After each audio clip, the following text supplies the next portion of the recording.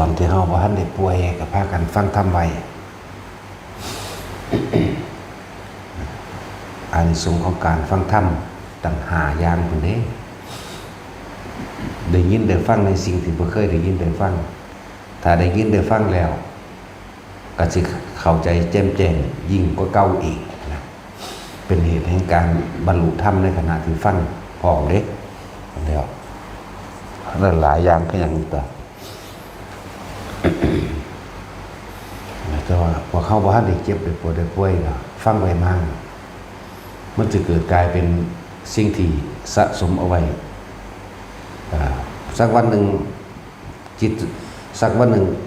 ก่อนเฮาที่สิตายนั่นนะสำหรับคนที่ได้ยินได้ฟังจดจำไว้ดีแล้วก็รู้ความหมายในธรรมต่างๆที่เป็นแสดงคนเฮาเวลาสิตายจริงๆมันจนตอกจนมุ่งเลยมันจะแล่นหาความคิดนี่นะแล่นหาบาปหาบุญนั่นแหละแล่นคือคิดหาที่พึ่งของเจ้าของเองเพราะว่าสุดท้ายแล้วมันบ่มีหม่องใดที่สิเป็นที่พึ่งเฮ็ดให้เฮาหายเจ็บหายปวดหายป่วยได้มันสิหาที่พึ่งแล้วก็ธรรมะที่ฟังไว้ส่วนเพิ่นก็สิแสดงเรื่องความตายอยู่แล้วนี่คือจิตมันก็สิยอมรับนะมันเข้าใจมันยอมรับมันสิบ่ดิ้นทุรนทุรายในขณะที่ใจขาดจริงๆก็ดีสิบ่ดิ้นทุรนทุรายเด้มันสินำธรรมะสุตตะมาใกล้ควรของมันเองใกล้ควรแล้วมีที่อยู่มีที่พึ่งปุ๊บความที่ดิ้นทุรนทุรายนั่นสงบลงเด้สังเกตเบิ่งดีๆโลดผู้ใดได้เคยเบิ่งคนได้เฝ้าดูแลคนเจ็บคนป่วยน่ะแม่นบ่ป่วยก็อายุมากๆจังซี่ค่อยๆเหี่ยวลงก็ว่าไปมันสิมีดอกลักษณะของคนที่สิตายนั่นแหละจิตมันสิจิตกับผู้รู้กับจิตกันเดียวกันบัดนี้มันรู้และมันยอมรับว่าต้องตายแน่มันสิสิ่งที่สั่งสมเอาไว้คือธรรมที่ได้ยินได้ฟังพุทธขึ้นมาให้ใครครวญเองเพราะถ้าใครครวญปุ๊บร่างกายที่เคยทุรนทุรายในความเจ็บในความปวดในความยานตายนิ่งมันนิ่งบ่มันสิบ่สนใจร่างกายมันสิไปสนใจธรรมะที่พุทธขึ้นมาที่ทรงจำเอาไว้นั่นแหละจึงเรียกว่าสุตตมยปัญญาแต่สิเว้าตามนั่นคือว่ามีการท่องบนทรงจำเข้าใจว่าล่ะท่องบนหมายถึงว่าเฮาสวดว่าเอาเองเฮาทรงจำได้โดยตัวของเฮาเองพอแล้วก็เฮารู้ความหมายเป็นอย่างดีเข้าใจในความหมายในบทธรรมนั้นนั่นแหละมันสิพูดขึ้นมาปุ๊บจึงสิถิ่มร่างกายถิ่มความรู้สึกทางกายจิตมันสิมุ่งเพ่งหรือพิจารณาในบทธรรมนั้นในขณะจิตสุดท้ายของมันสิตายย่อมไปสู่สุคติคือทางสูงแน่นอนเปรียบเทียบอีกอย่างหนึ่งก็คือธรรมิกะอุบาสกเขาเจ้าป่วยเด้จังนิมนต์พระมาแสดงธรรมแม่นบ่บ้านเฮาเห็นว่าสวดมนต์แต่ว่าในสมัยนั้นโดยภาษานั้นก็คือแสดงธรรมคือเว้าคือเฮาเข้าใจกันเดี๋ยวนี้แหละแต่ที่เพิ่นอาจสิว่าอันสิ่งที่อาจจะสมมุติว่าแสดงธรรมเรื่องกุศลธรรมะเนาะกุศลทั้งหลายที่เฮาได้สั่งสมไว้แล้วเมื่อสัตว์ทั้งหลายบ่มีกุศลก็ย่อมไปตกสู่อบายสัตว์ทั้งหลายที่มีกุศลก็ย่อมไปตกไปสู่ที่เป็นสุคติภพภูมิมีสวรรค์มีพรหมโลกเขาเจ้าก็แสดงไปลักษณะนี้บุญกุศลทั้งหลายนำสัตว์ไปสู่แห่งความเป็นสุขนะกุศลธรรมะอัพยากตาธรรมะสุขายะเวทนายะสัมปยุตตาธรรมะสัตว์ทั้งหลายผู้สังสมสิ่งที่เป็นบุญสิ่งที่เป็นความชาญฉลาดเป็นหนทางออกจากทุกข์ย่อมนำความสุขทั้งหลายมาแก่จิตใจของบุคคลทั้งหลายผู้สั่งสมบุญคือความสงบทั้งภายนอกและภายในบุญอันเกิดจากการให้ทานอย่างนี้เมื่อให้ทานแล้วเราไม่ปรารถนาไม่หวังไม่ขอสิ่งใดจากการให้ทานและบุญนี้จะเป็นเหตุเป็นปัจจัยให้ได้ถึง2 ต่อ 1ผู้ให้ทานตัดความโลภแห่งตนเอง สองทานที่ให้ไปแล้วย่อมมีอานิสงส์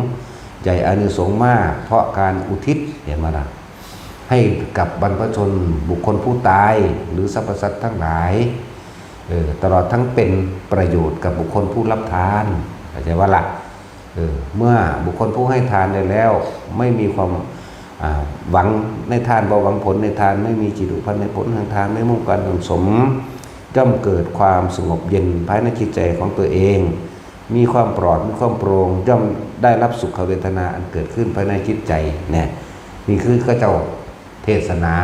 ที่ว่ากุศลธรรมะกุศลธรรมะอัพยากตาธรรมะสุขายเวทนายสัมยุตตาธรรมะเนี่ยสัตว์ทั้งหลายปุถุชนผู้มุ่งแต่การสั่งสมผู้มีความโลภไม่ได้สั่งสมบุญบุคคลผู้มีความตระหนี่กลัวตัวเองจะยากจนจึงไม่ให้ทานเพื่อก็แสดงไปเมื่อจิตสุดท้ายก่อนที่ใจ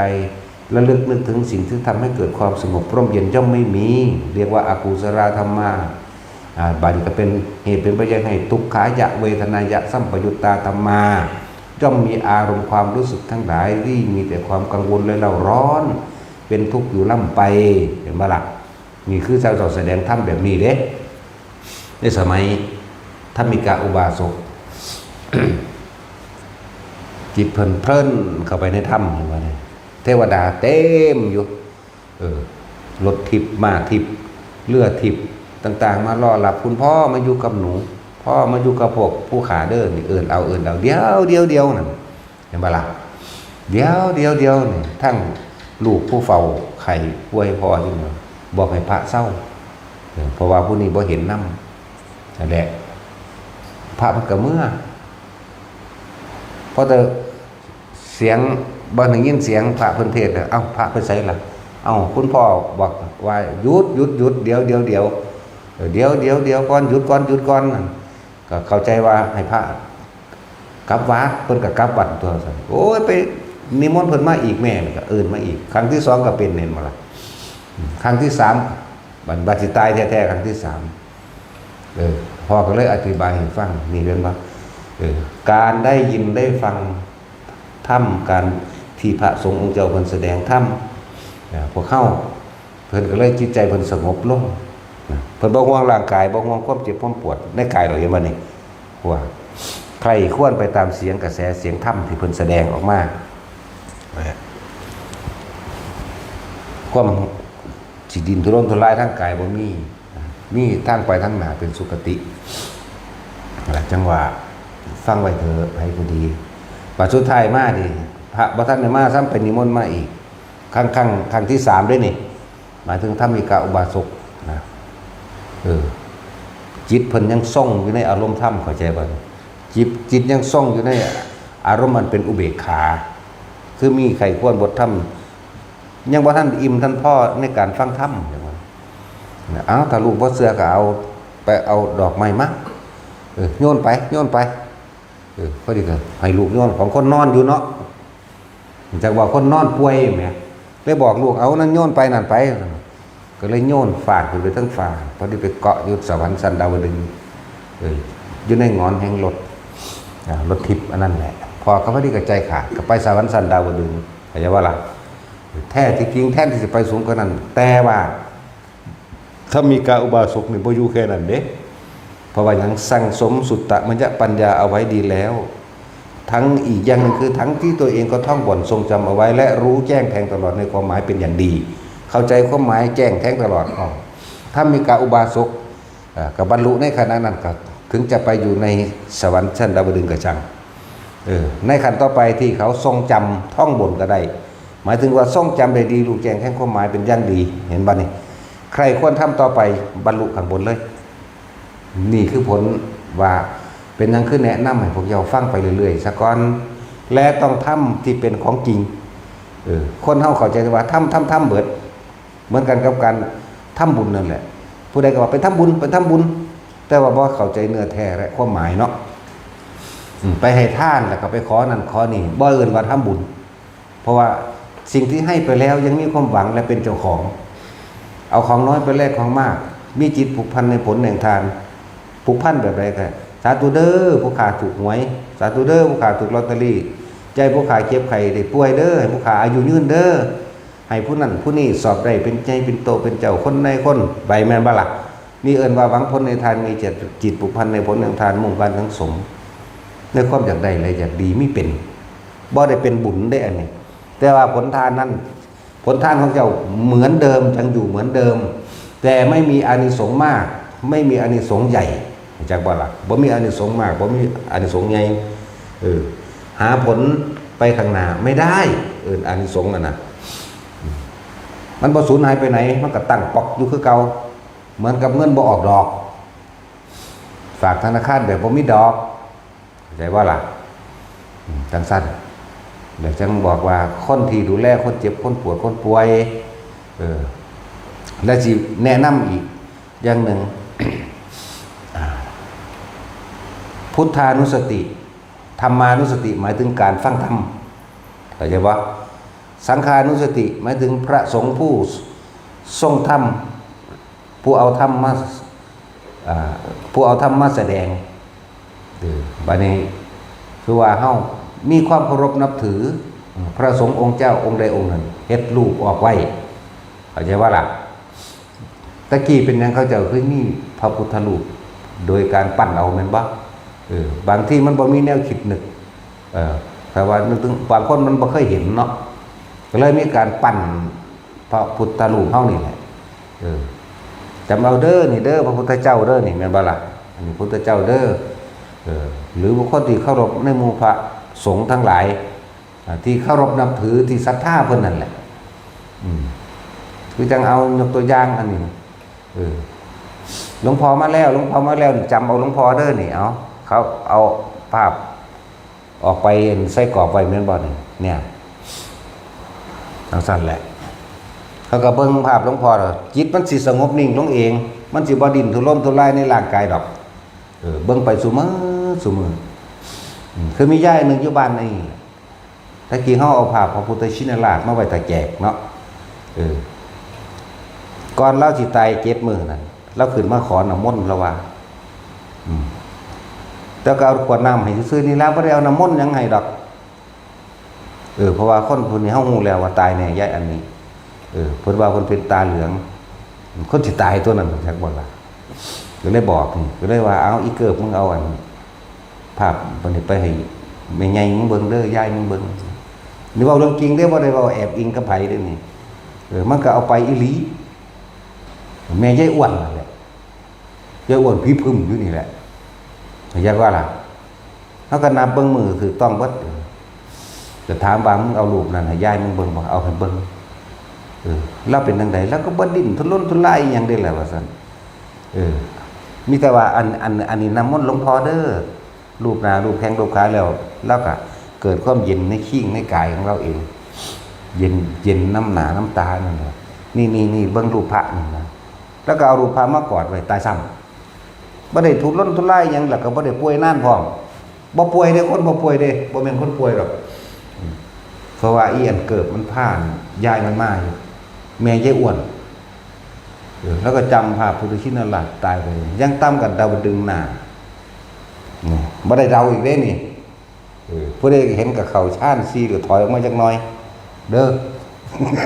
เดี๋ยวสิว่าเขาตัวอีกนั่นแหละนี่ก็เรื่องอันนึง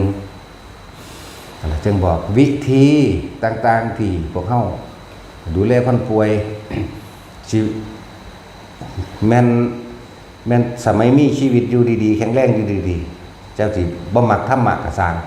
ยัดเยียดให้เลยพอไปบ่เป็นแล้วล่ะเข้าใจว่าล่ะแต่พวกเจ้ามีหยังดีกว่านั้นบ่ที่สิเฮ็ดให้แม่นบ่ล่ะ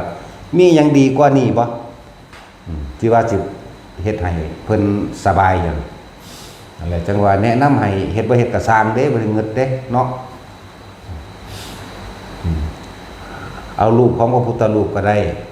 เข้าใจว่าล่ะหรือเอารูปพระสงฆ์ที่เคารพนับถือนั่นแหละที่เขาเจ้าเคารพนับถือสำหรับผู้นับถือสำหรับผู้บ่นับถือกับเปิดธรรมะให้ฟังโลดบัดดิ้นเขาคักๆนั่นมันบ่มีผู้ใดซอยไผได้เด้ตอนนั้นมันสิจับจอปุ๊บกับเสียงธรรมที่เพิ่นแสดงเลยเด้นั่นแหละหลายอย่างก็ได้ ภักคุณะสูตรก็เหมือนกันท่านเป็นโรคตุ่มผู้พองเด่นภักคุณะป่วยบ่มีผู้ใดอยากเข้าใกล้แล้วหรอกเขารังเกียจว่าเป็นโรคเริ่มนะโรคเป็นตุ่มเป็นหนองเปื่อยคือมีเป็นขี้เหี้ยนนั่นน่ะลักษณะนั่นแหละจะขี้เหี้ยนบ่เนาะบัดนี้ นั่นแล้วพุทธเจ้าก็ผ่ามาสูบน้ำเสร็จตนเสร็จโตให้เย็นเห็นว่าสบายกายเย็นต่อมาเพิ่นก็แสดงธรรมเมื่อแสดงธรรมแล้วเพิ่นกลับถึงวัด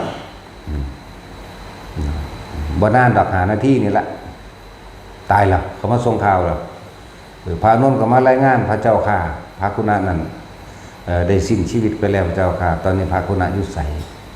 พระคุณะเป็นอรหันต์ล่ะนั่นทั้งสั้นแล้วนี่ก็อีกสูตรหนึ่งเข้าใจว่าล่ะดังนี้แต่ความกระวนกระวายเดือดร้อนแถมซ้ำน้อยอกน้อยใจในคนรังเกียจเห็นบ่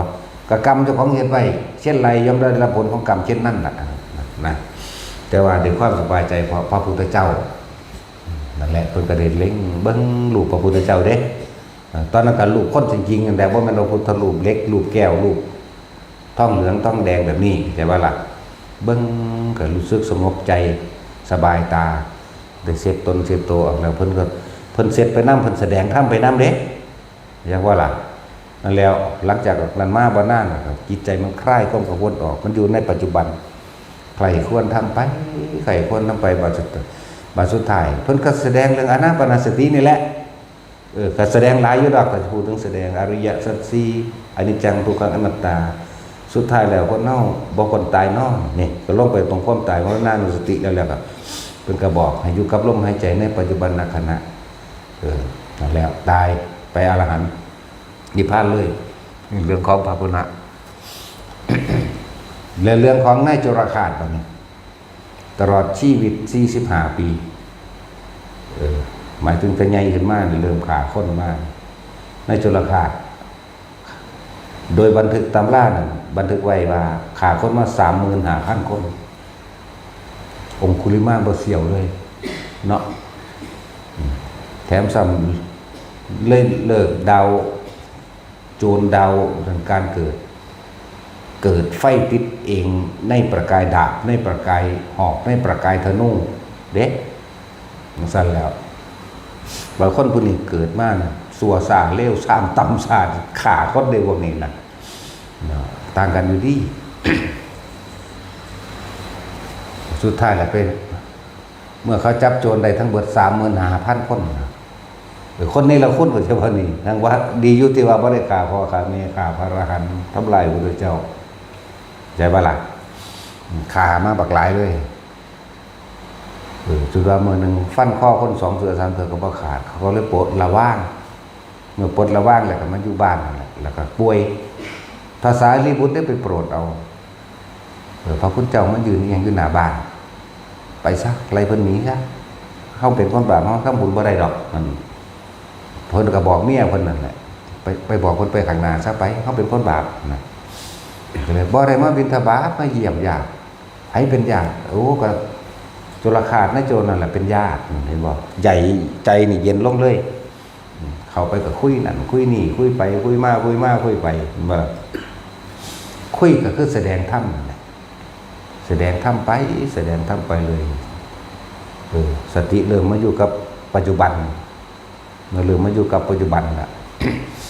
ความทุรนทุรายในความเจ็บปวดในร่างกายมันอ่อนลงเมื่อมันอ่อนลงแล้วนิ่งฟังธรรมเมื่อนิ่งฟังธรรมแล้วก็พิจารณาตามความเป็นจริงเพิ่น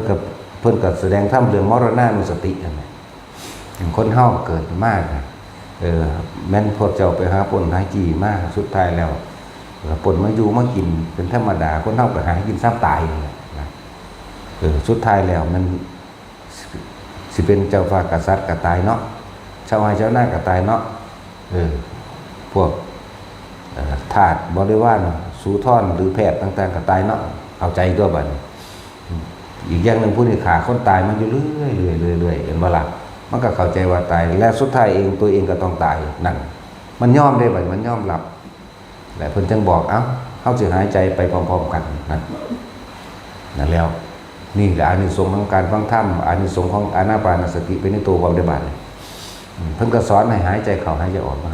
ตายซ้ำความทุรนทุรายในความเจ็บปวดมันถูกลืมไปแล้วมันก็ไข้ควรไปตามภาษาธรรมที่มันแสดงไปบ่ได้สติมาอยู่กับได้ร่างกายของเจ้าของแล้วคือลมหายใจเข้ารู้กับลมไปเรื่อยตายซ้ำได้บันทึกว่าเป็นอนาคามีจากว่าล่ะนอกบันทึกเข้าสิว่าเอาเองเป็นอรหันต์เลยเขาได้อรหันต์ในขณะที่สิ้นชีวิตจากว่าล่ะได้ขณะนั้นได้ขณะได้แบบพอดีใจขาดมันว่างเบิดมันว่างเบิดมันบ่คิดถึงอย่างอีกนั่นเห็นบ่จิตบ่คิดบ่นึกถึงอย่างเลยมันว่างเบิดบ่ว่าสิเป็นในจรคาตบ่ว่าสิเป็นภคุณะสังเกตดังนี้ในขณะที่ฟังธรรมจิตบอกวัดแกว่งหมายถึงบ่คิดถึงผู้นั้นผู้นี้เพราะวันไข้ควรถือหน้าธรรมทั้งสองนี่แหละทั้งอันในจรคาตทั้งไอ้ภคุณะเด้อทั้งสองใครควรไปตามธรรมเลยใครควรไปใครควรไปร่างกายบ่ดิ้นรนทุรายเห็นป่ะว่ามันบ่ได้เอาใจเอาความเอามันจดจ่อในความปวดความป่วยแล้วใครควรไปใครควรไปมีอาการสงบนิ่งเหมือนมีอาการสงบนิ่งหายใจเหือกสุดท้ายกับเข้าสู่ลมหายใจนั่นเองเมื่อเขาตายแล้วผิวยังอ่อนนุ่มเหมือนเดิมฟังดีๆพวกเขาเอาไปพิสูจน์เอาเองร่างกายนี่เนื้อยังอ่อนเหมือนเดิมเหมือนกับคนนอนหลับแล้วที่แตกต่างขึ้นมาอีกคือผิวสิออกไปทางสีลักษณะเหลืองเข้าใจว่าล่ะเหลืองบ่แม่นเหลืองอุ้ยหุ้ยคือดอกไม้หรือผ้าเหลืองเด้ลักษณะผิวออกไปทางมีความสดใสมีออร่านั่นแหละดังการผิวพรรณมันผ่องใสคล้ายๆครับคือสีเป็นคือเทียนแน่น่ะนะนั่นแหละลักษณะนั้นเลยให้สังเกตอีกอย่างหนึ่งน้ำมูดน้ำพูดน้ำหนองไม่ไหลออกทางช่องจมูกไม่ไหลออกทางช่องปากไม่ไหลออกทางช่องหูเข้าใจบ่ล่ะนี่คือสิ่งที่สังเกตอีกอย่างหนึ่งนั่นแหละนั่นสิเอาไว้ขามขึ้นก็อ่อนเหมือนเดิมเข้าใจบ่เนี่ยอ่อนร่างกายก็อ่อนเหมือนคนนอนหลับอะไรจังสั้นแหละสุดท้ายพวกนี้ส่วนมากไปทั้งอย่างต่ำขึ้นนะคามีอย่างสูงอรหันต์ตอนสิ้นชีวิตแต่ได้ว่าคามีแล้วมันก็บ่ได้ต่อไปหมดละมันก็บรรลุเข้านิพพานเองนะท่านบอกแต่ละคนเด้อคำว่าเป็นอย่างคือว่าพุทธานุสติธรรมานุสติสังฆานุสติคนที่เคารพนับถือหรือมีความศรัทธาอยู่แล้วกับพระสงฆ์องค์ใดองค์หนึ่งพวกเจ้าก็พากันเอาเพิ่นออกมาอัดใส่กรอบรูปไว้ตอนที่แข็งแรงอยู่นี่แหละไว้ห้านพระก็ตามเอาไว้ที่เดินผ่านไปผ่านมาย่างผ่านไปผ่านมาสามารถเลี้ยวเห็นได้ง่ายๆนั่นน่ะมันก็สิจำเองดอกเข้าใจว่าล่ะทั้งสั้นแล้วติดไว้ฟ้าเฮือนติดมองตะของย่างผ่านไปผ่านมานั่นน่ะบ่ได้ติดไว้ขังดอกติดไว้เตือนสติบ่ซั่นสิว่าสังฆานุสติบอกพระสงฆ์ก็ดีพระพุทธกับพุทธานุสติกับพระพุทธรูปนี่แหละจักว่าล่ะคือรูปของเฮาเฮ็ดไว้จังซี่อันใดก็ช่างที่มีความหมายว่าเป็นพุทธรูปจักว่าล่ะเป็นรูปเหมือนแห่งพระศาสดาเฮ็ดไปโลดมันก็จำไปพอตายเลยเห็นปุ๊บแม้ชั่วขณะจิตหยุดคิดนิดนึงก็ช่างมันก็จะบ่นี่เพียงแค่รัดข้อมือเดียวในการคิดอกุศลเห็นพระเห็นรูปพระปุ๊บความอกุศลตึกละออกไปเลยเด้เห็นปุ๊บมันจะหยุดโหลดแน่ผ่านไปอีกวินาทีที่สองยังคิดไหมก็ยังดีก็บ่คิดเด้เนาะก็บ่หยุดเด้แล้วแต่ว่านี่เป็นอย่างคือมีพุทธานุสติธรรมานุสติสังฆานุสติรูปพระพุทธรูปก็ได้ส่วนธรรมานุสติมาถึงการได้ยินได้ฟังได้ยินได้ฟังทรงจำจากว่านี่รู้แจ้งแท่งตลอดโดยความหมายเป็นอย่างดีเข้าใจความหมายมันจะเอาไว้ใครควรปฏิตายหรอก หรือแม้นตายด้วยการหลงลืมสติกระช่างตัวที่ทรงจำตัวที่เคยเห็นอันอื่นๆประกอบกันมาหลายๆส่งขึ้นไปสวรรค์แล้วมันสิเป็นระลึกได้เองอีกอันนึงอย่าบ้าหลักอันแหละจังหวะสุตตมยปัญญามีอันนี้สงมากการอย่างนี้ได้ฟัง บางคนก็ฟังแล้วก็บรรลุเลยก็มีได้ล่ะคือพระสารีบุตรนะว่าเพิ่นฟังจากพระอาสชิเด้สิ่งทั้งหลายทั้งปวงมีเหตุเกิดมันจึงเกิดขึ้นได้สิ่งทั้งหลายทั้งปวงเกิดขึ้นแล้วจำดับทั้งเบิดพระตถาคตเจ้าบอกว่าถ้าอยากยุดเหตุแห่งความทุกข์ถ้าอยากยุดทุกข์ทั้งหลายต้องยุดที่เหตุของมันเห็นบ่สัตว์คือการคิดนี่เองเหตุปมาปภาวเยเห็นบ่มโนปุพังมโนมยามโนเศรษฐานี่ใจเป็นใหญ่ใจเป็นประธานพวกเขาได้แปลว่าถึกแล้วขนาดบอกเป็นภาษาไทยเขาก็แปลว่าถึกแล้วเนาะเขาเลยบอกเป็นภาษาความรู้สึกที่เขาใจง่ายอะไรมันก็ยืนเพิ่นการฟังแค่บทขอความเดียวเขาเบิ่งในหนังว่าเพิ่นยืนฟังเนาะบ่ได้ยืนเด้อเพิ่นล่อจังหวะดูว่าพระคุณเจ้านี่หาที่นั่งเพิ่นมีตังอยู่แล้วก็ฟ้าเอาตังไปให้นั่งแล้วก็ล้างมือเห็นบ่ล่ะเมื่อล้างมือแล้วสมควรแก่เพิ่นก็ถามธรรมพอถามธรรมแล้วเพิ่นก็แสดงธรรมก็บรรลุพระโสดาบันซั่นแหละจังแล่นไปบอกหมู่ถ้าเพิ่นสิเฮ็ดให้มันสุดเลยมันก็สุดได้อยู่แต่ว่ามีความกังวลเห็นว่านี่กังวลเพราะว่าได้สัญญากันไว้แล้วกับหมู่คือโกริตะคือพระโมคคัลลานั่นเองบอกพระคุณเจ้าแสดงแค่นี้พอผู้ขาดมีต้องไปปฏิญาณเบื้องต้นออกจากไขคำสัญญาของหมู่เอาไว้แล้วพูดเมื่อนั้นเห็นบ่ล่ะเกิดความผ่องใสเบิกบานแต่ว่าทำเพิ่นตื่นรู้จากความจริงแล้วฟ้าวแล่นไปหาพระโมคคัลลาแล้วก็แสดงธรรมอันเดียวกันนี่แหละให้พระโมคคัลลาฟังพระโมคคัลลาก็บ่เคยเห็นผิวพรรณผ่องใสของหมู่มาจักเทื่อเมื่อนี้มีอัศจรรย์อีหยังเหลือเบิ่งหน้าตาเจ้าคือตื่นเต้นเบิกบานออร่าออกแท้นั่นน่ะอุ้ยฟังหมู่ฟังแล้วก็เว้ากันฟังแสดงกันฟังก็บรรลุโสดาบันนำกันนั่นแหละนั่นแหละนำคำของเพิ่นออกไปแสดงสั่นแหละจังหวะอยู่เข้าตั้งใจฟังทรงจำแต่ก็รู้พยายามทำความเข้าใจกับความหมายของเพิ่นให้ดีก็คือจากประสบการณ์จริงในชีวิตจริงของเจ้าของเองกับธรรมที่เพิ่นแสดงเข้าใจบ่ล่ะเนี่ยเพิ่นแสดงอยู่เดี๋ยวนี้ทำความหมายมันแม่นของเพิ่นหรือบ่แม่นของเพิ่นก็แล้วแต่นั่นคือต่อของตัวต้องเอาประสบการณ์ชีวิตจริงของเจ้าของมาเทียบมันจึงสิเห็นได้เข้าใจบ่ล่ะแล้ว คือจังเรื่องให้ท่านแสดงเรื่องให้ท่านอยู่พวกเจ้าจะท่านหวังผลเด้อย่าไปท่านแล้วแลกของอย่าไปท่านแล้วหวังความร่ำความรวยความบ่เก็บบ่ปวดบ่ป่วยอย่าไปท่านแล้วยังไปเป็นเจ้าของบอกให้เพิ่นใส่ค่านั้นค่านี้อยู่เด้อย่าไปบอกเพิ่นถึงจักคือดอกแนวใส่หรืออิหยังก็ช่างเถอะบ่ต้องไปคิดแบบนี้ก็ได้เลยให้แล้วตัดความโลภให้ตนเองออกแล้ววางจิตเป็นกลางในท่านแล้วเข้าใจว่าล่ะท่านนั้นที่มีอานิสงส์มากมีผลมากมีอานิสงส์ใหญ่มีอานิสงส์ใหญ่ก็ว่าไปผู้ใดว่างจิตเป็นกลางในการให้ท่านใดตลอดทุกครั้งที่ท่านไปบุคคลผู้นั้นสุดตายแล้วก็ไปสู่พรหมกายิกาเขาจะว่าความสันแหลกกันเลย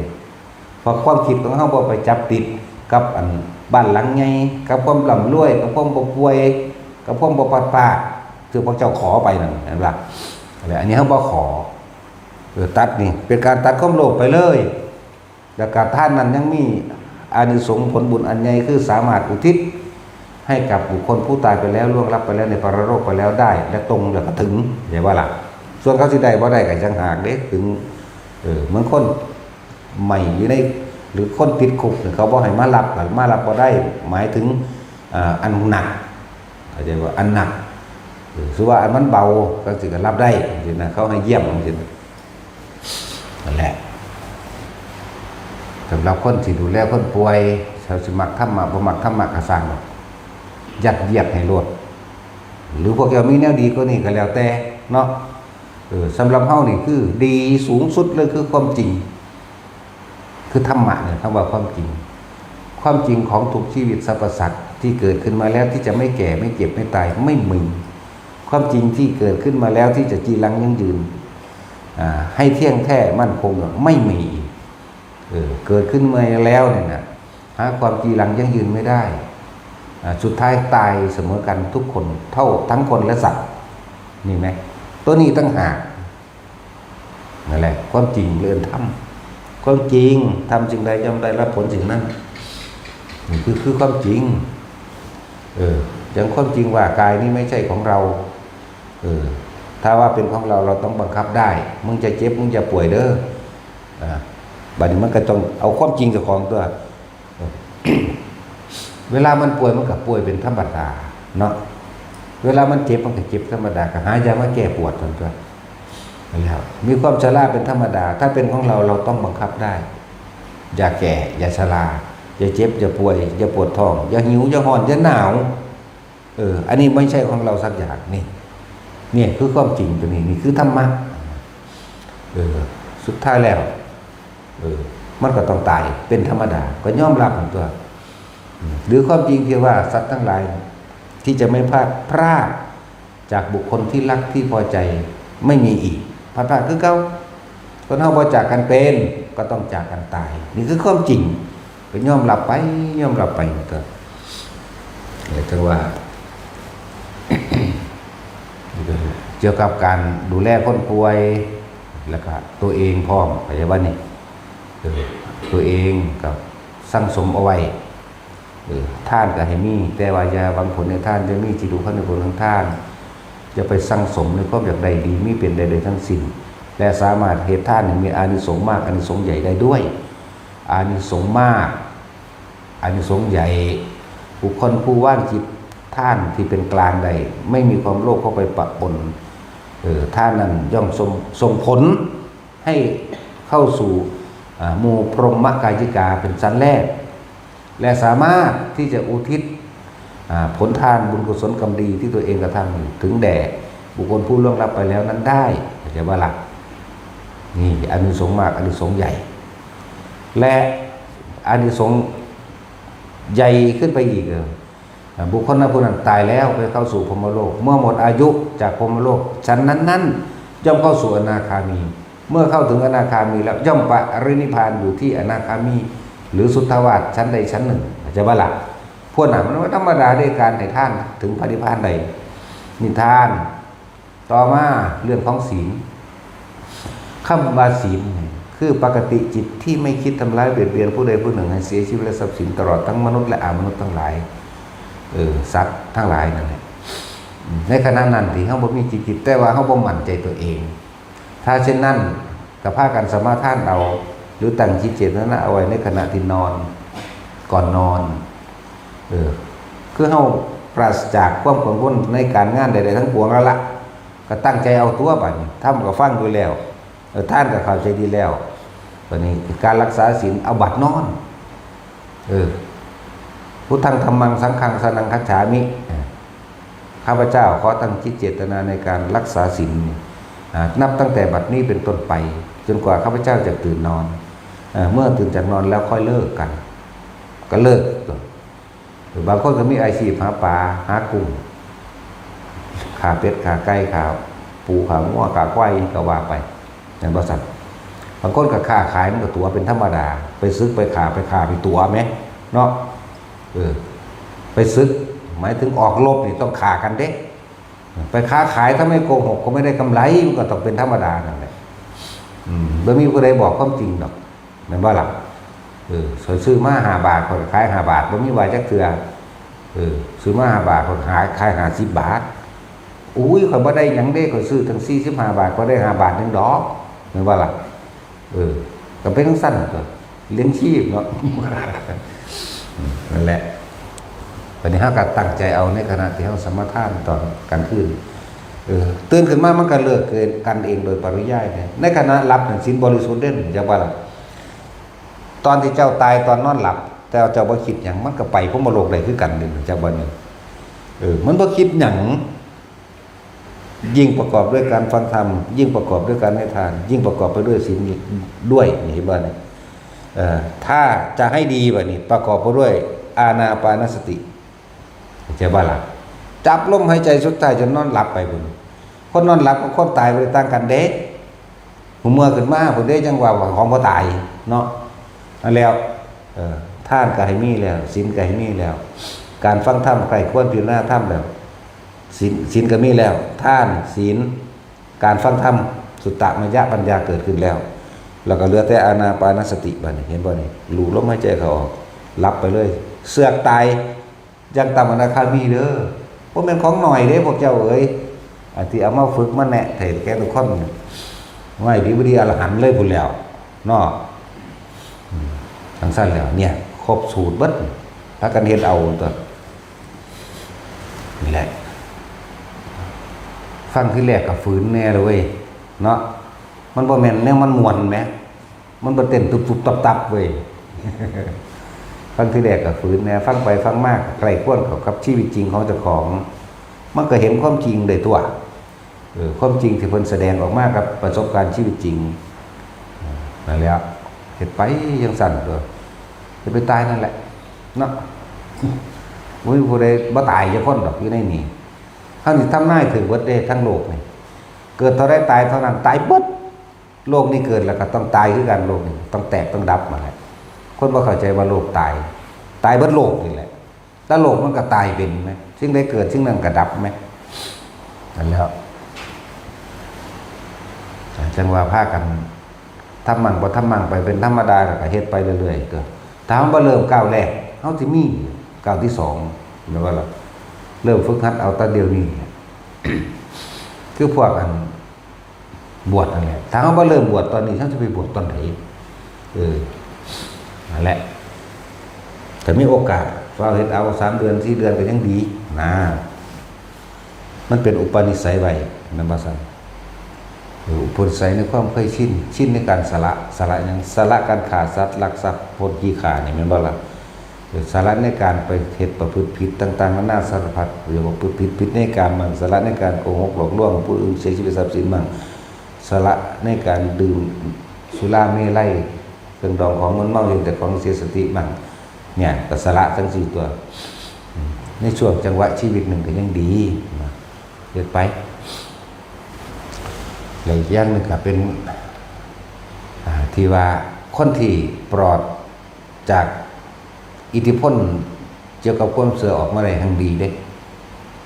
คือเฮาถือเอาเฉพาะพระพุทธเจ้าว่าเป็นที่พึ่งแล้วก็ถือเอาเฉพาะพระธรรมคือคำสอนของพระพุทธเจ้าที่แสดงมาพระพุทธเจ้าแสดงธรรมออกมาเป็นความจริงเบิดเฮายอมรับแต่ว่าถึงเฮาสิเฮ็ดบ่ได้ตามที่เพิ่นแสดงก็ช่างแต่เฮายอมรับว่ามันเป็นความจริงที่เพิ่นแสดงมาเฮ็ดให้เฮาตื่นรู้ได้แม่นบ่เรียกว่าความจริงหรือพุทธะนี่แปลว่าผู้รู้เหมือนว่าเรารู้ความจริงที่พระศาสดาแสดงแล้วนี่เห็นว่านี่เริ่มถือเอาพระพุทธเจ้าเป็นที่พึ่งถือเอาพระธรรมเป็นที่พึ่งแต่ว่าตัวเองยังบ่ทันได้เฮ็ดได้บ่ทันได้เป็นสังฆะสงเคราะห์ตัวเองยังไม่ได้เพราะเป็นกังวลกับการทำมาหากินหรือหลายอย่างก็จังแต่ว่าเฮาพุทธังสรณังคัจฉามิธัมมังสรณังคัจฉามิสังฆังสรณังคัจฉามินี่แม่นบ่ล่ะพุทธังเฮาเอาเรียกว่าความรู้ของพระพุทธเจ้าที่แสดงออกมานี่มาเป็นเครื่องดำเนินชีวิตเฮาถึงแม้ว่าเราจะทำไม่ได้แต่เรามันก็ไปพึ่งสิ่งอื่นอย่างเช่นบ่ไปขอร้องอ้อนวอนทำพิธีสะเดาะเคราะห์ต่างๆทำพิธีดูดวงทำพิธีผูกดวงทำพิธีอย่างต่างๆเฮาบ่สนใจแล้วดูดวงก็บ่ดูล่ะสะเดาะเคราะห์ก็บ่มีไปพึ่งพาสิ่งศักดิ์สิทธิ์ต่างๆสารพัดไปขอร้องอ้อนวอนขอร้องให้พูดผีปีศาจพญานาคพญาครุฑพญาอินทร์พญาพรหมพระเจ้ายังบ่มีเอาแต่ความจริงล้วนๆเข้ามาเป็นเครื่องดำเนินชีวิตของเองขาดออกจากการเสือเลือกงามยามดีดวงดาวลายมือก็บ่เสือลายตีนก็บ่เสือฝันก็บ่สนเข้าใจว่าล่ะบ่ได้เสือนะจะเป็นทางที่อย่างนั้นน่ะ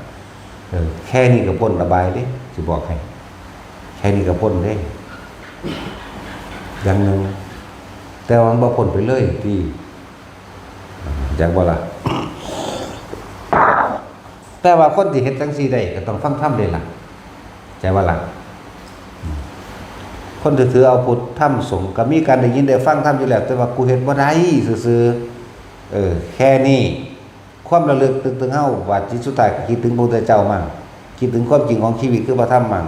นั่นแหละสิได้พึ่งตนเองเป็นที่พึ่งสุดท้ายได้บัดนี้เฮ็ดจังได๋กูก็ตายแน่มันเลยใครควรธรรมะโดยตนเองที่ได้ยินได้ฟังมาความคิดของเฮาสิบ่ไปวิ่งวอนสิ่งศักดิ์สิทธิ์ให้มันดลบันดาลให้หายป่วยเรียกว่าล่ะให้หายตายให้ร่ำให้รวยทุกอย่างนั่นแหละนั่นแล้ว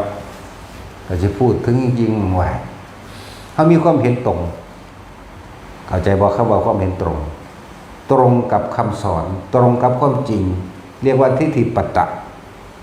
นั่นเป็นแห่งหนทางแห่งโสดาปัตติมรรคโสดาปัตติมรรคหนทางผู้ที่เข้าถึงกระแสแห่งพระนิพพานเรียกว่าโสดาปัตติมรรคหนทางดิบ่แม่นท่านว่าท่านได้เข้าสู่เส้นทาง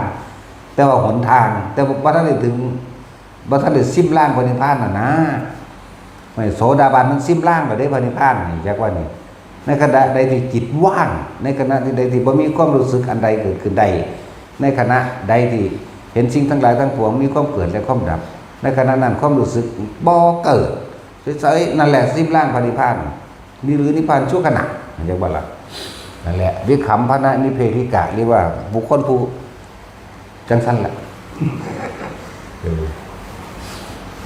บุคคลผู้เข้าถึงมองหันที่รู้เอาเองดอกแต่ฝรั่งเขายังเข้าถึงเนาะซื้อวางใดหรือปุ๊บซื้อวางอย่างฟอร์ดโบเบลเบลอย่างนั่นแหละพวกเขาเข้าถึงแล้วแต่เขาได้ช่วงได้ตลอดเป็นอรหันต์ล้วนแล้วมันเปิดเป็นคณะของมันอยู่ดอกกันนั้นสั้นแหละฝรั่งผู้นั้นฝึกมาทั้งเบิดแค่6 เดือนนึงเด้นั่นฝึกเดือนแรกนี่เขาเจ้าว่ามีความรู้จำยังมากไม่คือพวกเขาเห็นคนเขาเจ้าเป็นคนศาสนาอื่นแต่จะพูดความจำของศาสนาอื่นแล้วเขาเจ้าก็ศึกษาโดยความจริงของเจ้าเองแล้วว่าพระเจ้าดลบันดาลยังบ่ได้เลยอยากได้ยังจะของเห็นเอานี่เห็นบ่น่ะเขาจังแสวงหามันต้องมีทางออกจากความเวียนว่ายตายเกิดจากวัฏฏะเบิ่งมันธรรมดาบ่เขาคิดคนเฮามันมีสุขมีสุขเพราะว่ามันมีความยึดมันต้องมีสิ่งหนึ่งที่บ่ให้สุขบ่ให้ทุกข์เฉยเลยแต่เขาต้องแสวงหาสิ่งนี้นี่เขาก็แสวงหามาเขาบอกแนวใดเห็นแนวนั้นเด้อยู่กับลมเด้อเขาก็นำอยู่แต่กับลมเด้เขาบ่มีความคิดอย่างอื่นเข้าไปแฝงเด้บอกอาจารย์ว่าจังสี่เขาก็เฮ็ดอยู่จังซั่นล่ะเฮ็ดไปมากเกิดความสงบดีเฮ็ดมาปิตินั่นนี่เกิดขึ้นปิติหาอย่างเขาเคยเกิดเบิดบัดนี้ต่อมาก็เห็นนิมิตต่างๆก็สามารถรู้ล่วงหน้าก็ได้บัดนี้นั่นไปเรื่อยแล้วกลับมาเดือนนึงมารายงานผลเกิดอะไรขึ้นเขาบอกตัดความคิดตัดความสงสัยด้วยลมหายใจเท่านั้นแล้วก็เห็นเรื่องสั้นๆจนว่าฮอด6 เดือนแล้วก็บ่ฮู้จักคำสิเว้าซั่นว่าเข้าสมาธิลึกแต่ว่ารู้อยู่ซั่นก็แม่นลึกก็ลึกแต่ว่ารู้บัดทุกอย่างในความเกิดในความดับช่วงนั้นจิตบ่คิดบ่นึกบ่ปรุงบ่แต่งอยู่ที่หนึ่งอยู่ที่แห่งหนึ่งโล่งๆแต่เห็นทุกอย่างเกิดดับนั่นเนี่ยซั่นแหละก็เลยบอกนั่นแหละว่านิพพานโชคณะบัดนี้เขาบ่ฮู้จักว่านิพพานโชคณะเป็นตัวไหนแต่เขาก็รู้ขึ้นมาเองว่าที่อาจารย์พูดถูกต้องเห็นบ่ล่ะคือเขาเป็นโดยที่เป็นเองโดยบ่แม่นบ่ฮู้จักซื้อมันก็สร้างแต่ว่ามันก็ยอมรับของมันเองว่าถูกนั่นนะไปทั้งสั้นล่ะก็เลยเฮ็ดไปเรื่อยๆอยู่กับลมเหมือนเดิมเฮามีหน้าที่รู้สิ่งต่างๆที่เกิดขึ้นแต่อย่าไปให้ความหมายแห่งความรู้แห่งสิ่งที่ถูกรู้หรือสิ่งที่รู้ที่เห็นที่ได้กินที่ได้ยินได้ฟังนั่นแหละบอกว่าจะไปให้ความหมายกับมันอย่าไปยืนยันตัดสินเพราะว่าสิ่งตั้งหลายทั้งปวงที่มันพูดขึ้นมาให้เฮาฮู้เฮาเห็นมันไม่แช่อยู่อย่างนั้นเห็นบ่มันเกิดตัวนี้เกิดตัวนี้ดับตัวนั้นเกิดตัวนี้ดับเรื่องนั้นเกิดแล้วดับไปเดี๋ยวก็คิดถึงคนนั้นหายไปเดี๋ยวก็คิดถึงคนอื่นอีกคนนั้นหมู่มากาไกลสารพัดอารมณ์เกิดไม่ได้นี่ ความคิดมีอยู่แต่ไม่มีแต่เราไม่ได้อยู่ในสิ่งที่คิดมีไหมเนี่ยนั่นแหละเขาแค่6 เดือนนึงได้นั่นแล้วทั้งสั้นแหละเขาก็ยังได้กระแสแห่งพระนิพพานทั้งสั้นเขาบ่มีความเปรียบความเทียบหลายเข้าใจปะพวกรู้มากรู้หลายมีตั้งแต่เอาเนี่ยมาเปรียบมาเทียบเด้อาจารย์องค์นั้นวางสั้นอาจารย์องค์นี้ว่าสำนักนั้นว่าพระไตรปิฎกว่าในหนังสือเล่มนั้นในหนังสือเล่มนี้มีแต่หลักการมาหักมาหางมาล้างมีแต่ยึดกับยึดเด้นะนั่งสั้นแต่ผู้ประยุทธ์กับวิจิตรดอกนั่งหน่อยอะไรตั้งว่าให้พวกเข้านั่นนะวิธีการแนะนำคนป่วยก็บอกแล้ว ตัวเองก็ป่วยกันหลังจากวันเนาะป่วยทั้งวิญญาณเลยผมเป็นโรคยังโรคหิวก็หายเนาะพวกเข้ากับป่วยวันหนึ่งจังมาเกิดพวกป่วยจิตพวกโรคบ่พ่อโรคเนาะบัตรแท็กซี่นั่นแล้วยังดิ่นล้นคนควายอยากได้นั่นอยากเป็นนี่ดีด่าก็สำนันแหละเป็นสร้างกับสร้างเป็นศูนย์วะเป็นยังกับสร้างฮิแมนเป็นยังศูนย์ศิษย์อ่อนยังกระดอดภาษาเกิดมาหากินแค่ซ้ำตายเนาะคือพวกบ้าการเมืองกับไปมีความหวังกำหนักการเมืองหวังหาพ่อหาแม่สู้บ่พ่อแม่สู้บ่หาให้สู้กินบ่เนาะหวังว่าผู้นั้นสิมาซอยเหลือให้แต่ของตัวเองคนทุกข์นี่ไหมหุ้ยทางไกลคักเนาะนี่เขาหวังกากับคนนั้นจะมาช่วยตัวเองพ้นจะมาสร้างความยุติธรรมให้ผู้ขี่ผู้ด่าตัวนี้แม่บ้าล่ะไปสวรรค์หาแม่มันยังเขาก็สนใจเลยนั่นแหละเตะปากมันจะไปสนใจเขาไม่ได้หวังว่าไพ่จะมาซอยเขาเลยเอาประสบการณ์จริงชีวิตจริงของพวกเขาเหมือนกับข้องสั่งว่าจะไปหวังไพ่มาสั่งซอยจะไปหวังไพ่มามีความยุติธรรมเหมือนว่าหลักเงื่อนสลึงหนึ่งกับบ่มีจากกระช่วงกระบวนต่างๆบ่มีแต่เกิดขึ้นจากความตั้งใจมั่นคงศรัทธาของพวกเขาเองมีแต่ศรัทธาแล้วก็ปัญญาความรอบรู้ตามข้อมูลจริงคือกองสังขารแล้วก็ความเพียรพยายามของเขาเองนี่ศรัทธาปัญญาความเพียรพวกเขาสร้างมานี่บ่มีผู้ใดมาซอยนี่ถ้าเขาเห็นเราเองนี่คือความจริงแต่ว่าล่ะเท่านั้นสิเวลาเกิดแล้วเล่ากันคนนี้ไปฟ้องให้ผู้นั้นผู้นี้มาซอยโอ้ยนี่ความจริงมันปรากฏถึงภาพบ่มีไผซอยไผด้วยความจริงแม้ว่าล่ะนี่แต่พวกเขาซอยตัวเองพึ่งพาตัวเองทั้งนั้นแต่ว่าอย่าไปเงินอย่าไปสะออนมันบางที่ก็เอาเรื่องกระดาษเอาเรื่องนำไล่เรื่องล่มปากขี้แขวมาบอกตะลักกงลักการเฮาสร้างเมื่อวัดเถื่อนพอเถื่อนแม่มึงบอกเนาะมึงหันเถื่อนวัดเถื่อนมีอยู่ใส่แหละเรามานั่นศูนย์อีกได้บาทนี่ด่าแม่มึงเบิดเลยว่าโคตรพ่อโคตรแม่มึงเนาะนั่นแหละเลิกทิ่มกฎหมายในโลกอันนี้จะมาคุ้มพระพุทธศาสนาเลิกทิ่มให้เบิดซะให้เพิ่นอยู่ตะเพิ่นถ้าเพิ่นบ่แน่จริงกันน่ะอยู่บ่ได้หรอกแม่นบ่ล่ะถ้าบ่มีความจริงปฏิบัติธรรมจริงถ้ามีข้อวัดปฏิบัติโตจริงๆนั่นน่ะเฮ็ดจังได๋ก็เจริญเพราะเขาเจ้าบ่ได้มีความโลภความหยังไปทางนอกนั่นบ่ล่ะแน่บ่ต้องมาตั้งกฎหมายควบคุมหรือรักษาหรอกทำลายเบิดล่ะพวกตั้งกฎหมายขึ้นมาว่าเพื่อบำรุงพุทธศาสนาหรือรักษาพุทธศาสนาแค่ว่าเป็นเครื่องมือหากินอย่างหนึ่งของพวกสำนักพุทธพวกกฎหมายเกี่ยวกับว่าออกกฎหมายคุ้มครองพุทธศาสนาบ่คุ้มครองเอาช่องโหว่ตรงนั้นแหละมาจับผิดพลาดแม่นว่าล่ะถ้าเขาเจ้าผู้หัดปฏิบัติเขาเจ้าแล้วนั่นน่ะบริสุทธิ์ไปแต่ว่าผิดกฎหมายเพิ่นเด้มันบ่ล่ะถ้าเขาบ่แน่เขาอยู่บ่ได้ดอกเลิกออกตั้งหาโคตรพ่อโคตรแม่ซุบ่เนาะสันดานปึกนี่ เขาจักสร้างหม่องใดที่มันบ่เป็นการบุกรุกที่มันเป็นของที่เขาถวายกันแล้วว่าเขาสร้างโลดสิไปประชามติเฮ็ดหยังค คนบ่พอใจก็มีคนพอใจก็มีแต่ว่าอยู่ที่ตัวเขาเองดิอยู่ตัวที่ตัวพระองค์นั้นเองจะว่าล่ะเขาเจ้าปฏิบัติดีปฏิบัติชอบคนก็ลังไหลเข้ามาเองดอกถ้าบ่ดีคนก็ไหลก็หนีเองดอกเนาะแม่นบ่ล่ะบ่หาแต่เอาคนมาแม่แสกซ้อนดอกส่วนมากนี่ทำลายคือจึงเฮาเห็นอยู่นี่แหละนั่นน่ะเลิกออกให้เบิดซะเขาเจ้าอยู่เฉพาะลำพังเขาเจ้าพระวินัยนี่แน่นหนากว่ากฎหมายล้านๆเท่าถ้ามันเลยพระวินัยไปแล้วมันก็ผิดคดีโลกก็จับไปซะแม่นบ่ซั่นไปฆ่าคนอยู่บ่แม่นบ่แล้วมาควบคุมอีหยังจังเฮาบอกบาปอยู่เดี๋ยวนี้แล้วเนาะตื่นน้ำสูงมาควบคุมกูอยู่แล้วก็กูสิเหยียบปากสูนี่เนาะควบคุมหาแม่มึงบอกเป็นเลี้ยงผัวเลี้ยงเมียสูอยู่พุ่นน้องเห็นบ่ท่านแต่ของยังนอนอยู่กับผัวกับเมียอยู่ยังกินเหล้าเมายาอยู่ยังไปเที่ยวร้องเพลงฟังล่ำหันหนีอยู่อย่างนี้เห็นบ่ซั่นยังมักผู้สาวยังได้อีนั่นเป็นเมียอีกอีนี่เป็นผัวอีกอยู่แม่นบ่ล่ะ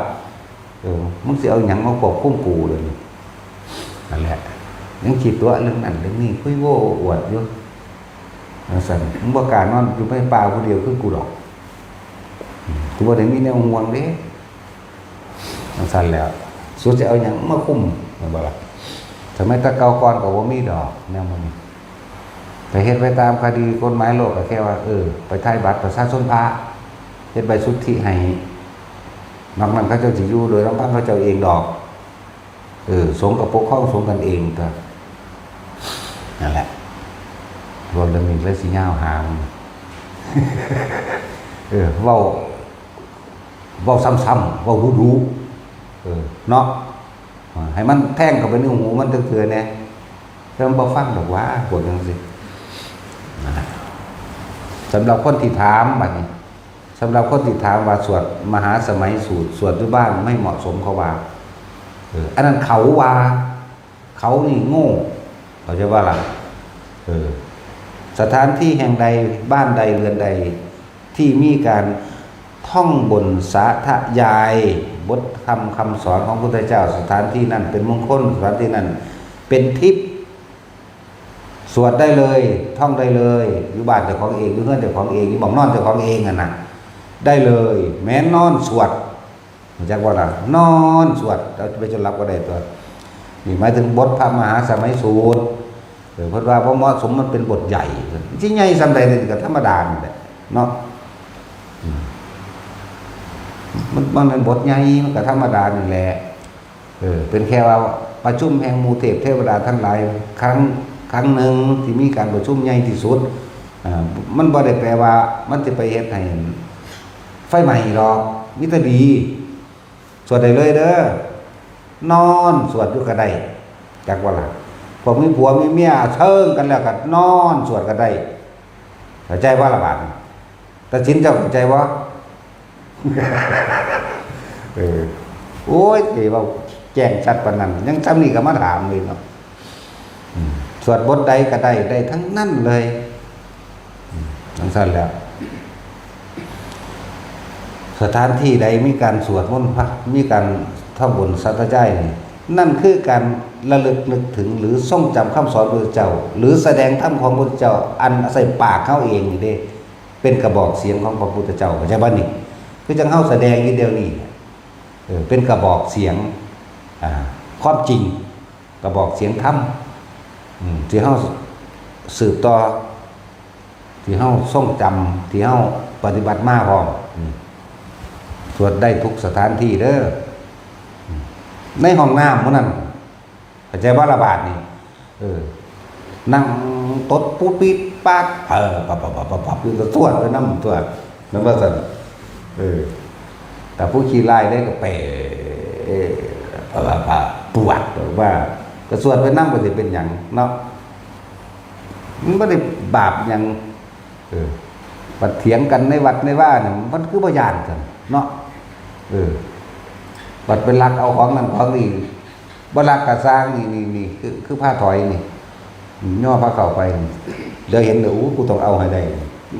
บ่ได้คิดพอนั่นก็เป็นความโลภจิตโลภเกิดขึ้นแล้วแม่นบ่ซั่นเห็นหยังก็อยากได้เห็นอีหยังก็อยากได้ในวัดนี่มันอยู่ในบ้านก็สร้างเหมือนกันนักสั่นตัวนี่ก็บาปเลยคือว่าคิดในมองนี้เนาะว่าถ้าผู้ใดถือยังคงไปฝ่าเอาก้อนมูลกองพูนอยู่เนาะนี่บ่คิดบอกว่ามันบาปนี่จิตกำลังโลภก็ยังอยากได้กินแต่ผู้เดียวอิ่มแต่ผู้เดียวหรือจะเอาไปไว้ซะอ้างหน้าอ้างตาเอาไปผู้อื่นทุกคนที่บ่เคยมาเห็นความดีอย่างในวัดได้ว่าเอาไปอ้างหน้าว่าเจ้าของดีนี่บ่ย่านบ่บาปนี่ละบาปนึกบ่ล่ะกังวลย่านบ่ได้ไปให้ผู้อื่นบาปจักบ่ก็ให้ผู้เขาทำคุณประโยชน์กับศาสนาตัวแม่นบ่ซั่นแต่ไปเป็นลูกหาแม่ยังก็ทำหมาซื่อๆเนาะแล้วคือว่าเขาบ่จักหยังเฮาก็บ่ดูแคลนดูได้หรอกแต่ก็สอนดูสิล่ะเนาะเฮ็ดบ่เฮ็ดก็สร้างเด้นั่นแหละสวดมนต์สวดบทใดก็ได้นอนสวดก็ได้สวดในห้องน้ำก็ได้จื้อไว้เด้อนั่นแหละสวดไปโลดบ่มีพิษถ้ากิเลสตัณหามันยังเกิดได้ตลอดเวลามันบ่ได้เลือกของนอนมันบ่ได้เลือกเฮือนมันบ่ได้เลือกวัดแม้อยู่ต่อหน้าพระพุทธเจ้าแท้ๆมันก็ยังผิดกันแม่นบ่ซั่นมันคือบ่เลือกซั่นเวลาสิสูญสิด่ากันมันคือฟาดกันขึ้นมาโลดมันคือบ่ได้ใส่สุดขาวมันคือบ่ได้หาดอกไม้ธูปเทียนไปสมาทานคำด่าแม่นบ่ล่ะสมาทานความโกรธก็น่าสมาทานความโลภก็น่าสมาทานน้ำไผมันคือวือขึ้นโลดถือผ้าขาวถอยออกไปนี่ปุ๊บมันเล่งใส่ขนมก้อนนั้นก้อนนี้ไว้ล่ะเนาะสมาทานไผบอกมันพออยู่ว่าเนาะแม่นบ่ซั่นเล่งเบิ่งบ่ได้คิดพอหมู่พวกกินบ่ทันอิ่มเด้กินน้ำกันอิ่มซะก่อนยังปั่นกันอันนี้เล่งไว้แล้วคุณคิดฮอดยังมาแรงไปแล้วเด้บ่ธรรมดาเด้พวกนี้คิดฮอดยังมาแรงไว้แล้วนี่เอาไปตอนเช้าคิดฮอดตอน2 ทุ่ม 3 ทุ่มไว้แล้วคิดฮอดผู้อื่นไปพร้อมอีกจะไปให้คนนั้นหลานกูผู้นี้นั่นนี่ไปแล้วให้จักให้เขายอมไว้ของดีเนาะแต่ว่าคนที่สร้างคุณประโยชน์อยู่ในนี้บ่คิดพออยากเอาไปเอาหน้านั่นเรียกเขาว่ายายอ้วนเอาขนมมากินเด้อเห็นบ่ล่ะมาว่าล่ะผีพึ่มอยู่เด้ผีพึ่มยายอ้วนนั่นแหละตัวการทั้งสั้นครับนั่นแต่ก็ยายเล็กว่าแต่เห็นหยังอย่างใดสั้นมันเข้าโดดเนาะเนี่ยพอเนี่ยกองเห็นผู้ใดได้ยังอิจฉาเขาวื้อขึ้นหมดเด้นั่นแหละเล่าเป็นโรคหัวใจสัตว์มันเข้าโดดสั่นแล้วในจังสันบ่คิดว่ามันบาปเกิดออกจากความรู้สึกที่เจ้าของเป็นเองทั้งตัวนั่นละบาปแท้ๆมันเป็นสัตว์เราร้อนกระวนกระวายอิจฉาและริษยาเวลาเห็นผู้อื่นได้ดีบ่ได้เด้เงียบใส่เขาโลดยายเล็กก็ดีจังซั่นแล้วใจอ้วนกูอยากได้อย่างเดียวอันนั้นอันใดก็ได้ว่าแต่กูได้อุ้ยเราด่านคักอยู่เลยเนาะเห็นว่าตาสินสุดยอดเลยแต่ว่าบ่มีผู้ใดสู้ยายอ้วนได้ดอกเฉพาะเราเป็นซั่นอัตตะปึ้งอยู่เลยนั่นแหละนี่แม่เนี่ยมันเกิดขึ้นอยู่ตรงหน้านี่เนาะจะเห็นนี่โลกใส่คุณคิดฮอดดีบ่ดีคิดฮอดบ่อื่นมื้อฮื้อไปหมดได้ว่าธรรมดาเด้ออันสิเอาไปนั่นนะแค่นั้นแหละอีหยังก็เลยสำหรับผู้ว่าสวดมนต์แบบบทนั้นบทนี้อยู่เฮือนบาปบ่บาปสวดในห้องน้ำก็บ่บาปห้องน้ำสาธารณะก็บ่บาปห้องน้ำอยู่เฮือนก็บ่บาปห้องน้ำสิไปไหว้หยังกับสวดมนต์อยู่เฮือนบทนั้นบทนี้เข้าใจบ่ล่ะอันนี้เว้ามองมันต่ำคักแล้วสิเว้าเรื่องต่ำอีหยังสิไปต่ำถอยสำใจเจ้าของเนาะอีหยังมันบ่มีหยังสิไปต่ำถอยยิ่งกว่าความคิดของเจ้าของเองเลยสถานที่มันบ่นี่หม่องใดต่ำหม่องใดถอยดอกแต่สิต่ำสิถอยจริงๆนั่นน่ะ คือใจเจ้าของนั่นต่างหากเด้ออยู่ไสมันก็ใจสูงได้บัดนี้นั่งไทยอยู่กับยังบ่ภาวนาก็ได้สวดมนต์ก็ได้แน่มันบ่ได้เกี่ยวกับสถานที่นั้นนั่นแหละเฮ็ดไปโลดสำหรับคนป่วยก็บอกแล้วว่าเฮ็ดแบบไหนสำหรับคนดูแลก็บอกว่านั่นแหละพระองค์ใดที่เขาเจ้าเคารพศรัทธาเอาใส่กรอบรูปไว้ถ้าเบิ่งบาดสิตายมาจริงๆมันเบิดหม่องเพิงมันทางไปเพิงหม่องหันดอกใช่ป่ะล่ะ อีกอย่างนึงพวกใดล่ะพวกอันสวดนาคคือแน่ล่ะบ่เถื่อคือแน่ก็หามือเขาโลดเนาะคือบ่คือก็บวชแมงโลด ถ้าบวชแล้วว่าคือมันก็ยังได้สึกดอกคือมันบ่เป็นไปหรอก มื้ออื่นจังโทรไปหาอุปชฌาย์แหละพูดยากอยู่เด้การบวชนี่แม่มันดึงสัตว์เข้าโลกขาสัตว์คักๆเด้นั่นบ่แท็กซี่มึงว่าเอามึงบวชเดี๋ยวนี้แม่มึงสิโอ้ยอันนั้นอันนี้ขึ้นมาทันทีเลยแท็กซี่มึงบวชบ่มื้ออื่นนี่โอ้ยบ่ได้อันนั้นก็ยากอันนี้ก็ยากนะห่วยแต่มันง่ายพอเล็กน้อยๆก็บวชเอาตัวปาน ขนาดว่ามีลูกเล่นฝึกเป็นหมันคนเนาะแต่ว่าก็เลยเกิดกลายเป็นคนโชคดีบ่มีพันธะบ่มีภาระบ่มีห่วงเนาะ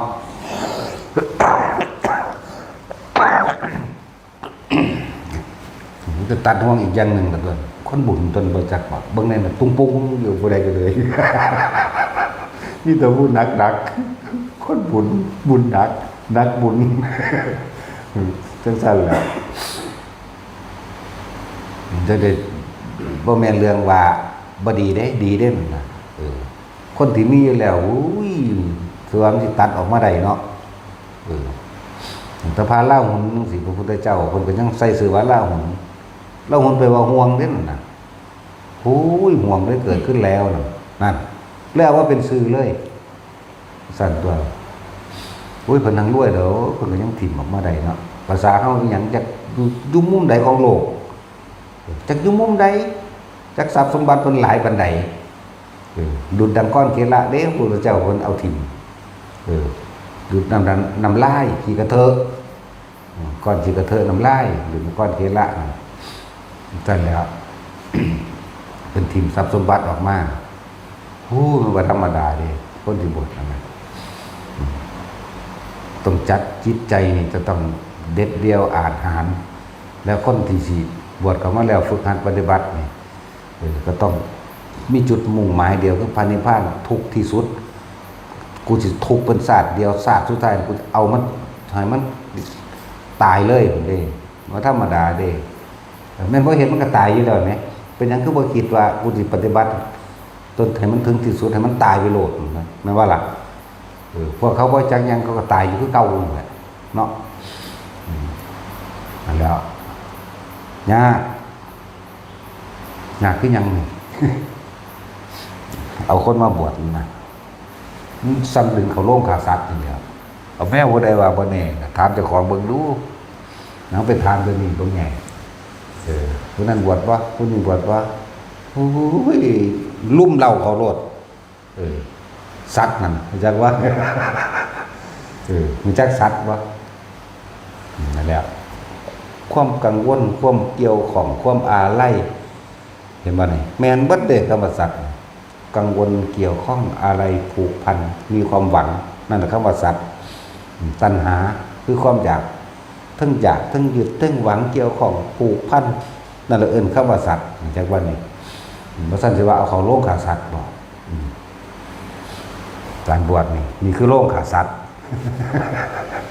ขาความเป็นสัตว์ขาความเห็นแก่ตัวออกมึงรู้อันเว้ามาบ่ผิดจักอย่างเด้แต่พวกเจ้าคิดดีๆในร่างกายทุกคนสิบ่มีสัตว์บ่มีจักคนเด้นี่มึงบ่กินหมูบ่แต่สิมึงกินบ่ปูปลากบเขียดแม่งกินนู่นแม่นบ่สัตว์กินเบิดเอาโลดกินงัวกินควายนั่นแต่มีสร้างกินก็กินแม่งคือกันเด้ บ่ เป็นธรรมดาเด้ขนาดเสือมันยังบ่ยังแม้คนนี่ได้กินมึงลองปล่อยบ่อนุรักษ์เบิ่งแม่งบ่ตายเบิดแล้วกินเบิดกินสั่งบ่เหลือ กินเสือบ่อิ่มเด้เนาะเหี้ยมันนั่นกินเบิดกระปอมกินกาและแล่น มีเบิด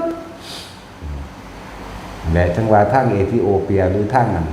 มูลุมน้ำอเมซอนมาเอาคนอีสานนี่ไปอยู่เรียบร้อยเบิดมันสิใหญ่ซำใดอนาคอนดาปลาพิรัญญาอุ้ยเป็นตาเฮ็ดปลาแดกแซ่บคือหยังนี่ลองเบิ่งแม่เฮ็ดปลาแดกบอม ว่าเขาสิโง่ติปลาหยังข้างดำมึงคือบ่มาภาคอีสานมึงคือหยุดอยู่แค่นั้นอยู่ภาคกลางนั่นเนาะโอ้ยเขาละมักกันออกมาลายกูเฮ็ดปลาแดกมันสั่นตัว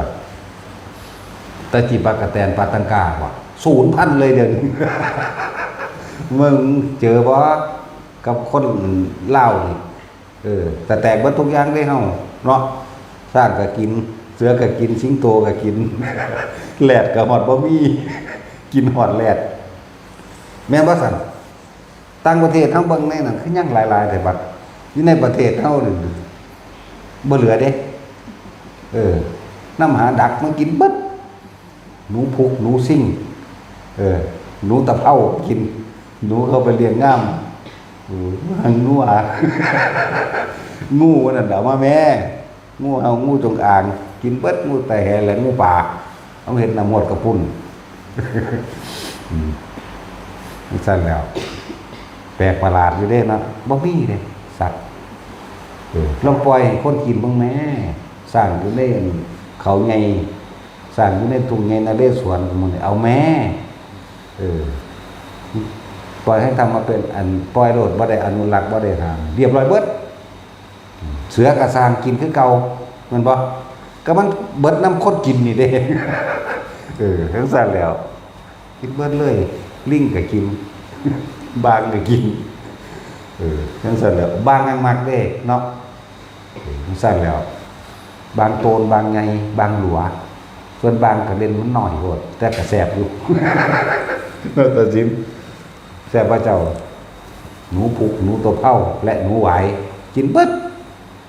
จักซ้ำบ่พูดแล้วรุ่นมื้อนี้บ่จักซ้ำ0,000ไปแล้วหนูไหวมื้อนี้เนาะหนูไหวหนูนั่นหนูนี่ก็ว่าไป